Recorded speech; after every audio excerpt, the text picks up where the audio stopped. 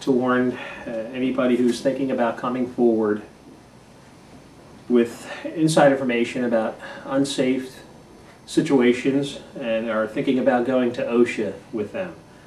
This is also information that possibly anybody in the Philadelphia area who was injured on a forklift, aerial lift, or golf cart might need this information. I'm here today to tell you how bad OSHA is at protecting whistleblowers. This is my experience with them. I'm presenting this in an attempt that maybe you can use it as a template and to see if you feel that you have a better case. So I'll present everything to you that I have, and then you guys can go from there. So at the end of this video, I will give you an address where you can contact me. It'll be a P.O. box, and please send me a letter if you have any questions or information that you might want that I can possibly help you with, and also give me your phone number too. I really don't want to put a whole lot in writing. I'm really stepping out here on thin ice with this. OSHA has pretty much destroyed my life from this. I went to work for an aerial lift equipment company who's headquartered out of New Jersey. I worked for their satellite branch in Pennsylvania, about 20 minutes south of Philadelphia. I went to work for them in 2005 as a shop mechanic. I was hired also because I had extensive forklift experience. Shortly after starting there in 2005, machines came in they were being sent in groups of 2, 3, 4 forklifts at a time from a major convention center in the Philadelphia area, where this employer keeps a large fleet of forklifts, scissor lifts, boom lifts, and golf carts at this site. When the forklifts started coming in from there, I immediately found that they were in such deplorable condition that it was clear that they were not being properly maintained. Not for weeks or months, but years. Some of them were well over 5 years. They came in to the point where they literally had no emergency brakes, service brakes, the tires were shot, radiators were shot, forks were shot, chains were shot, headlights were hanging off. These machines were in operation, and not one machine ever came in with a lockout tag on it. When the first batch came in, I immediately pulled my manager aside, and I thought, well, maybe they just slipped through the cracks, these first ones. And they continued coming in. It had gotten so bad where I actually had to help the truck drivers unloading these forklifts from this convention center, that because they had absolutely no emergency brakes. Forklifts do not have a park position like a car on their transmission. They only have what's called an e-brake or emergency brake to secure the forklift.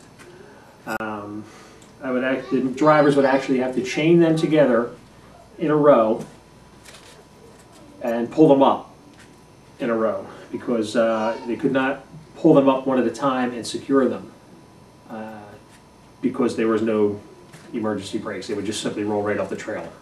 So that was quite a common event where I would have to assist in unloading these forklifts.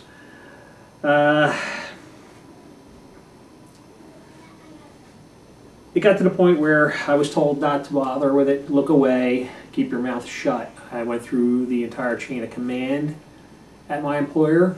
I documented it, I timelined it.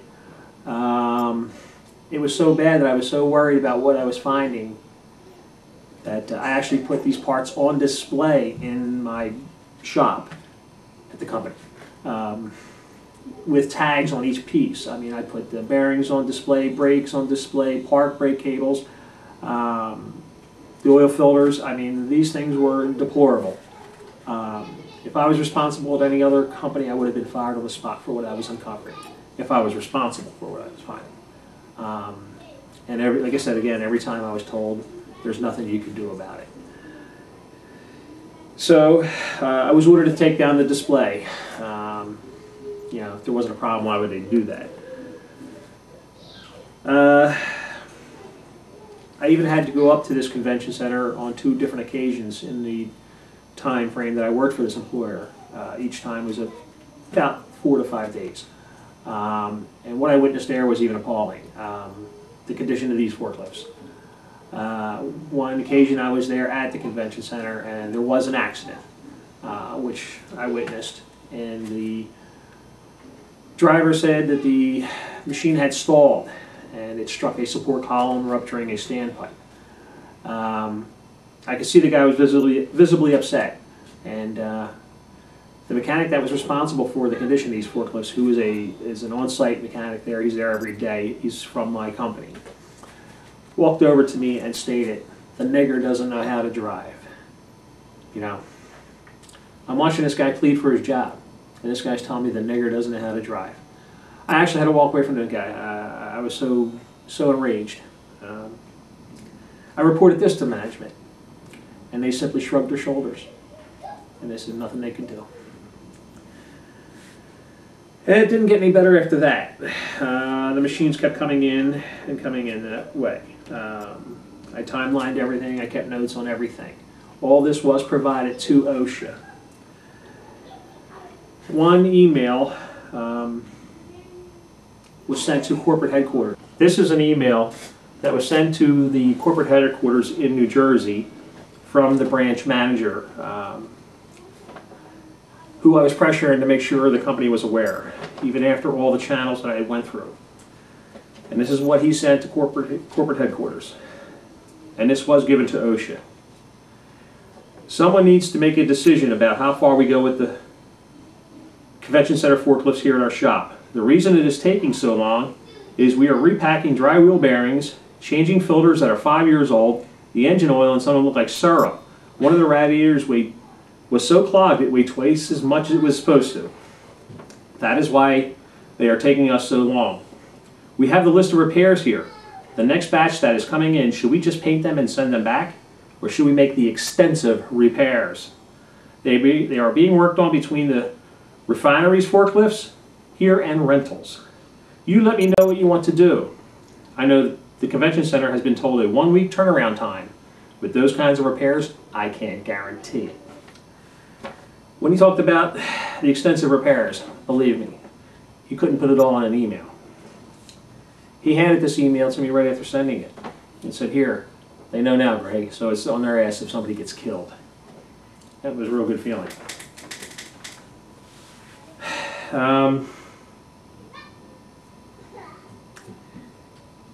There was so much more going on with these forklifts that it just was appalling.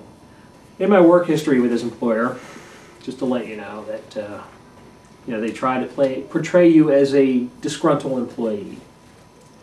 Well, my work history with this employer was I went from a third-class technician to first in 3 years. They sent me to management testing, which I was told cost quite a bit of money. I traveled for them, assisting other branches. They sent me to Houston, Texas twice to assist in opening a new branch. I always worked overtime for them, came in early, stayed late, whatever they needed. I even had another job offer with another competitor company. This company begged me to stay. And they said, "Give me a chance, let me call corporate, and I'll see what I can do. I don't want to lose you," they told me. "Don't want to lose you." So they did beat it, and I did stay. They even used a picture of me in their brochure. And, there's even more to it. I mean, there's much more than I could even put in all.